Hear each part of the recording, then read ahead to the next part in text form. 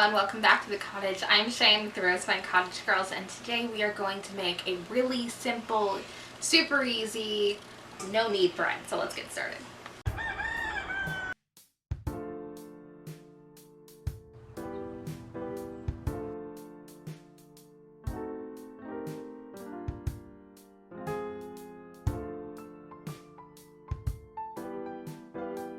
To start off, we are going to need 1.5 cups of water. You can also sub this out for buttermilk or just straight up milk. Alright, to top that, we are going with 1/2 teaspoon of sugar. I'm using a raw sugar, but use whatever you have on hand. And this technically breaks the bread baking rules, but it works, it's fine. This is 1 3/4 teaspoon of Himalayan salt. Again, use whatever salt you have handy, but we like this one because it has lots of minerals and good stuff in it. Okay, so we are going to add a teaspoon of yeast.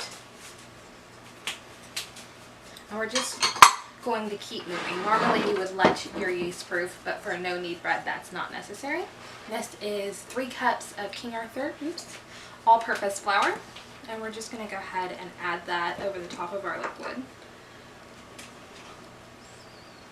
Alright, so start your mixer up on low, and you're just going to let it knead it, or mix it rather, until it is all combined, and then we're going to be ready to move on to the next step. No-knead doughs will be a softer, much more wet dough, so don't worry if it doesn't look like you could handle it at this stage, it's all fine. You just want the flour to combine, and if it gets stuck over on the sides, you can use a spatula to knock it back down.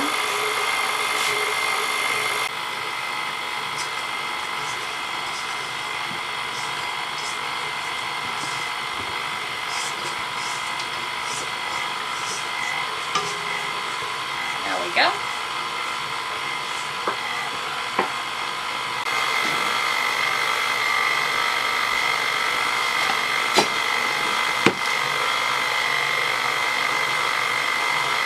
Completely combined. We're going to go ahead and lift the head up and scrape down. I had to use a spatula. The bread hook. You can use just a bowl and a spoon for this, but a mixer does make this a lot more pleasant job, and it does a really good job getting it combined. Alright, so we're just going to knock that back into the bowl, disconnect this from our mixer, and move the mixer aside. And some good old-fashioned plaster wrap. You can use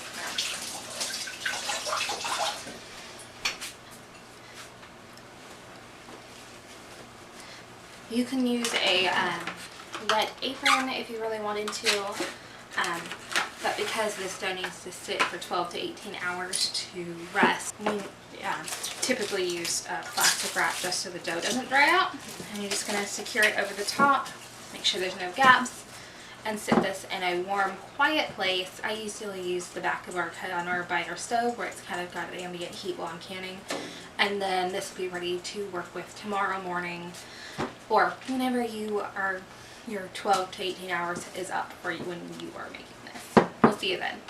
Day 2, and we are ready to shape our bread. You're going to need a sheet of parchment. I've got our oven preheating to 450. And a Dutch oven in it also heating up. It's been in there for about 30 minutes to get nice and warm. Now this dough is very wet and very sticky. If you've ever made bread before, it's not like your traditional loaves where you can handle it. And a good tip is to either flour your hands. My favorite is actually to wet your hands so the dough won't stick. So I'm going to go do that, and then we'll get this out of here.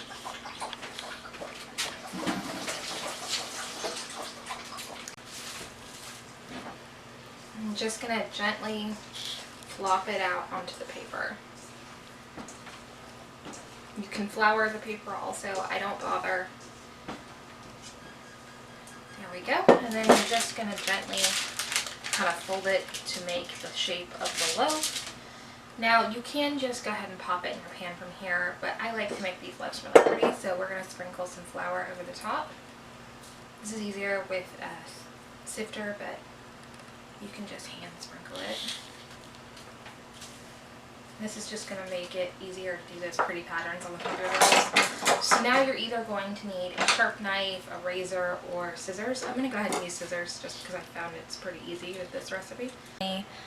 Score the dough or snippet the dough into the pattern that you want.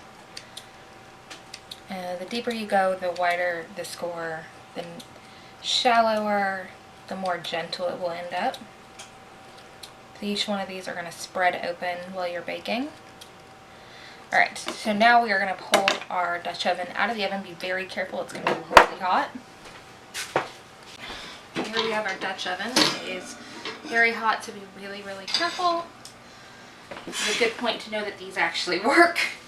Alright, so you're just going to gently lift the paper, gather at the edges, and then flop it down into the pan. Try to adjust it so there's not big folds. And there we go. Our lid on our Dutch oven, this is ready to go into the oven for 30 minutes. But really important, before you put it in, decrease the heat of your oven to about 425 because parchment paper can't handle the heat of 450 and it will burn. And then once your timer goes off, we're going to remove the lid and continue baking it for 15 to 20 minutes until the top is golden. Okay, so our bread is ready to come out of the oven. We've removed the lid. It is a beautiful golden brown on top. So now we are going to flip the pan over. You don't want to leave it in the pan.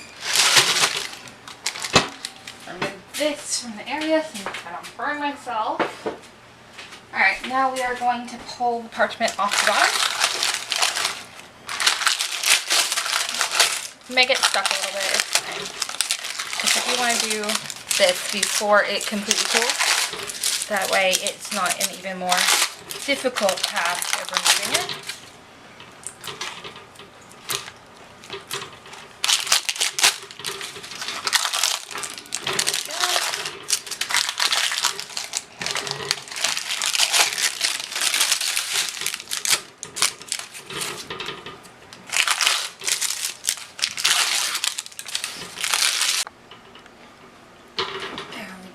And it is smelling absolutely amazing.